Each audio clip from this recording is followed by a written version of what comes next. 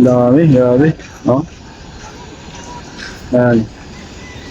Baka yun yung sasakyan nila yung sa dulo. Yung iba naman nakasakay na. So yan ano. Mukhang pull out yata yan ano ang nangyayari guys sa gitna na yan. Sa mga bagong pasok sa gitna na yan nakikita nyo naka-standby ang ating mga kapulisan. May atensyon naman dito dahil nga sa Senado ay nagpalit na naman ng liderato, no? So nagpalit na naman ng speaker, no? Si Sherwin Gatchalian, Senador Sherwin Gatchalian ang bagong speaker ng Senado ngayon. Tinambakan ano ng mga kapulisan para magbantay dito sa Senado. At yung mga barbed wire na yan ano, nandyan na naman sa gitna. No, makikita nyo. So nakaharang na naman sa gitna. Pag naka-A-frame siya na steel na tubo, no, na kung hindi ako nagkamali ay D3, no, na tubo or D2 A-frame, and then nakapulupot ang barbed wire. So dagdag protection ano sa mga kapulisan. Kasi pag nagdumating ang mga ralyesta guys, i-close lang nila yung daanan, and then yung mga pulis doon sa likod ng barbed wire. So safety nga naman ano. So dagdag protection. Yan. So yan yung ibang kapulisan umakyat na sa kanilang truck, no. Siguro wala nang rally na darating. Kasi kung may rally ay hindi yan sila muna i-dismiss, no. So yan ang ano, nasa malapitan na tayo mismo guys, so ng gate ng Senado. Yan. And then doon din sa kabila guys, so may mga kapulisan din na naka-formation. So maybe no for dismiss na rin ito, no. Siguro nga wala na nga parating na mga ralyesta. At magbabawas na sila ng hanay ng mga kapulisan. No, yan oh, nakita nyo sa kabila. And then may foreigner pa, no? Tingin ng foreigner sa akin eh.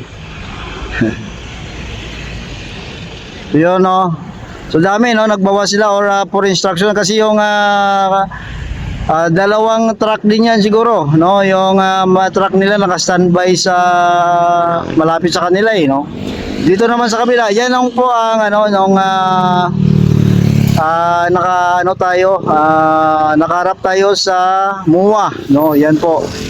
Ito naman dito naman sa kabila, harap naman tayo sa may papuntang Divisoria. Yan oh, ang mga kapulisan nagbawas na rin, nag-aakyata na sila. Yan. Pero may naka-standby pa ng mga kapulisan dito, no, sa gilid. No, marami pa. Yan.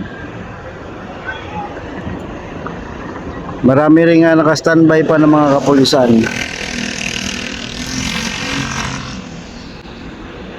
Yan, akyata na, uwian na ito. Oh. I don't know kung may rally kaninang umaga kasi kaninang umaga guys ay may pinuntahan ako, so hindi ako naka-update dito. Ngayon lang tayo naka-update, no, sa Senate. So I don't know kung may rally or baka tapos ng rally kasi pag nung dumating ako ganito natahimik na. Dumating yata ako mga alauna y media, no? Yan. So yan na siya. Oh.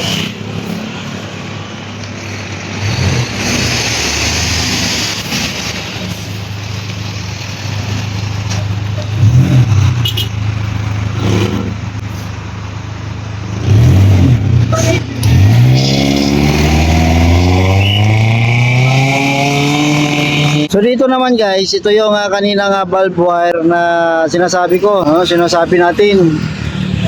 Yung dito sa gitna, no? Yan oh. So D3 na tubo and then nakapulupot yung valve wire, no? Yan oh, talagang matinding seguridad, no, ang pinapaira dito sa Senado.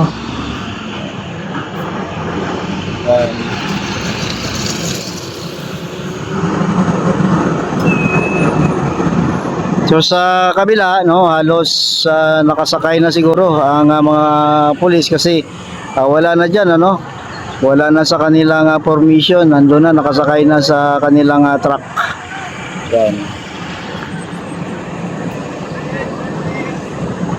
And yung gate naman ng Senado, may nakabantay, may nag-checkpoint ng mga kapulisan. And then yung gate talagang secure na secure. Ayan o.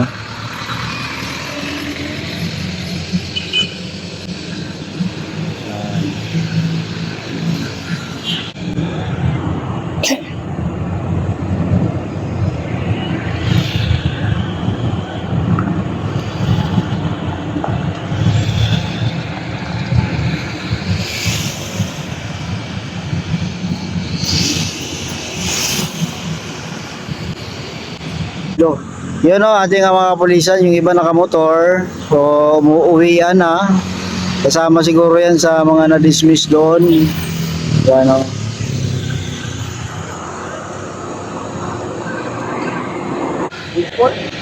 Dami nila puno yung kanilang truck. Yung ibang lalaki nasa labas na lang. May mga babae yan sila nakasama puno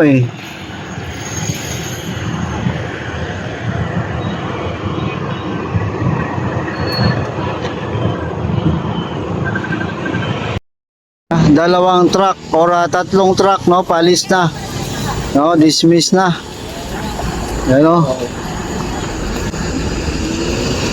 Tatlong truck yun. Doon sila ibang lugar din siguro uwian yan. National Capital Region. Either dito yan papunta sa puntang Cavite mga yan. Yan. At yung dito naman baka dito banda yan mga Quezon yan. Ang dami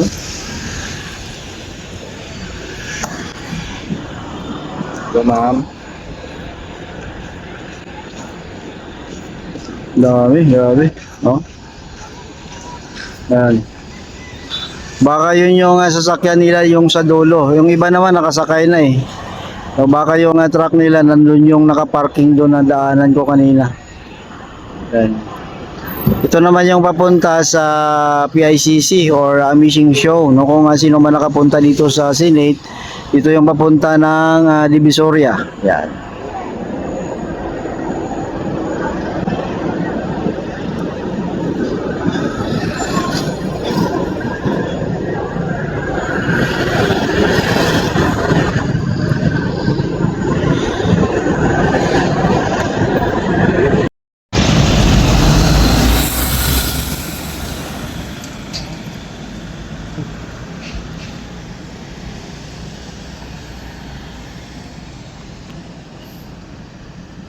So, grabe talaga guys, sinigurado talaga nila yung safety dito sa may harap ng Senate. Tingnan nyo.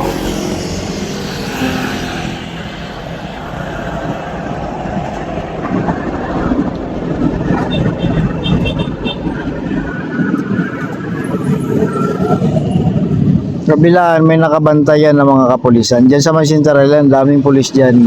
And then dito sa kabila ganun din.